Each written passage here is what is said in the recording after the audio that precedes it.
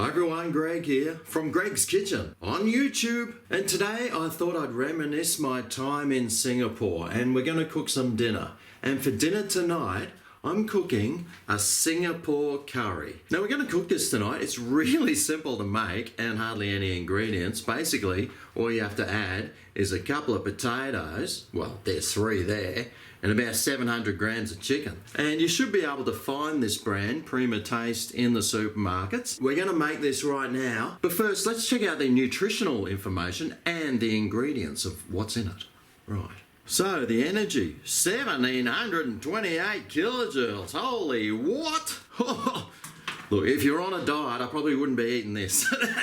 You'll explode. But to me, that's screaming flavour. 5.8 grams of protein, 36.6 grams of fat. That's what I'm talking about. 2 milligrams of cholesterol. Geez, I wouldn't be advertising that. 14.7 grams of carbs, 6.3 grams of sugar. Geez, they shouldn't be putting that on the packet. It's enough to turn someone off. Except me. 4.1 grams of fibre. Oh, that's good. Perfect for the toot-toots.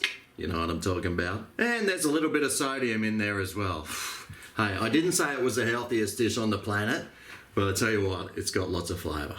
Now, let's see what's actually in it.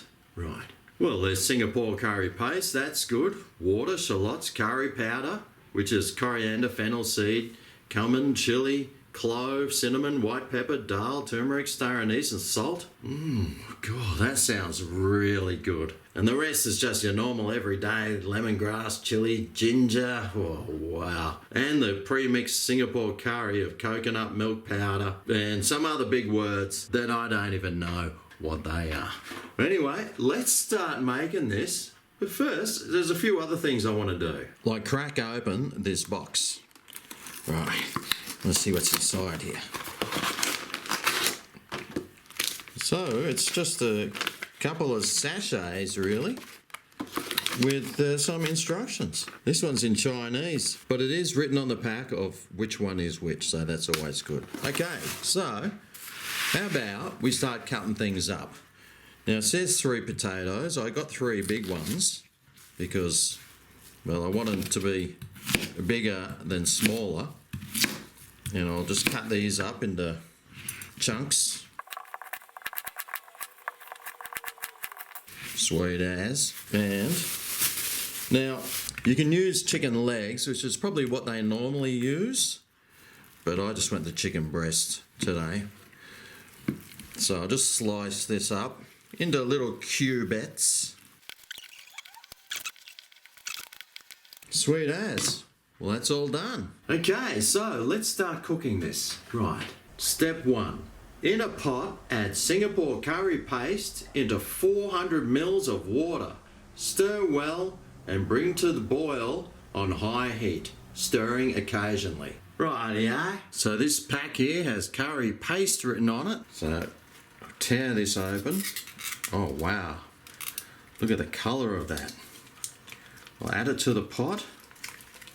Now to get most of this stuff out, I like to fold it over like that, and then you can like pinch it from the bottom and just work your way out, and that gets most of that curry paste out. Ooh, let's see what this tastes like. Oh yes, baby! That's got some kick. Better add the 400 ml of water in. Stir well and bring to the boil on high heat. Will do.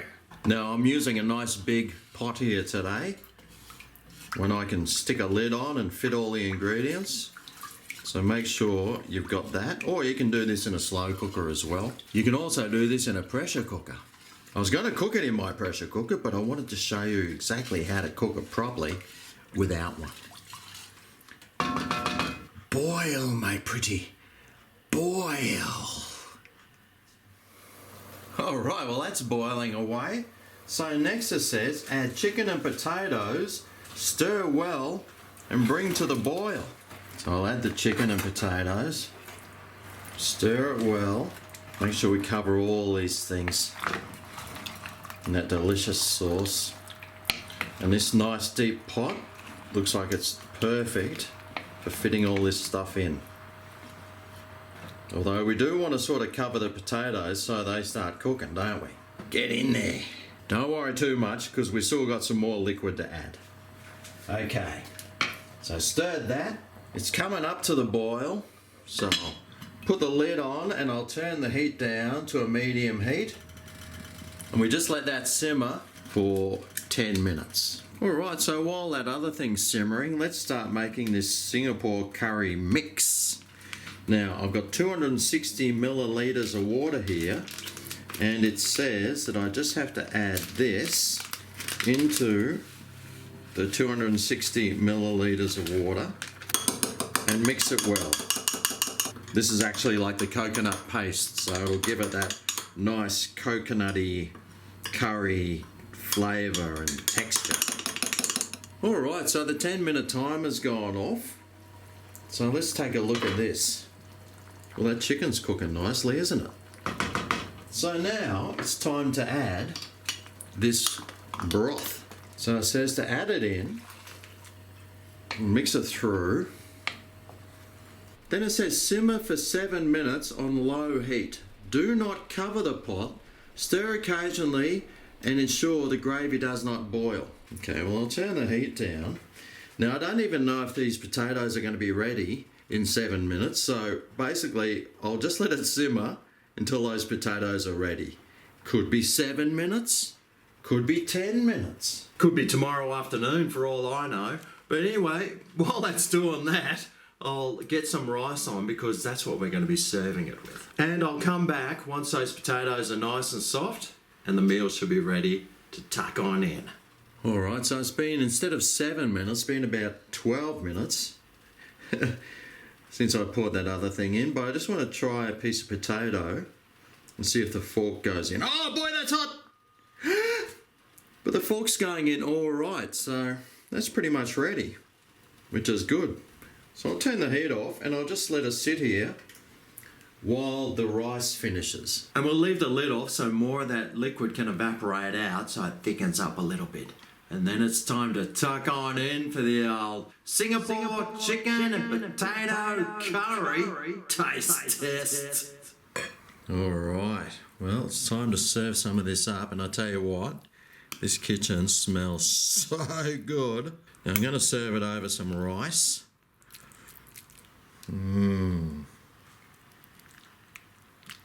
Oh yeah. Smells so good. But you can also eat this with like French loaf or bread as well. We've got it with the rice today. Oh man, this smells good. I get lots of sauce here. Come at me.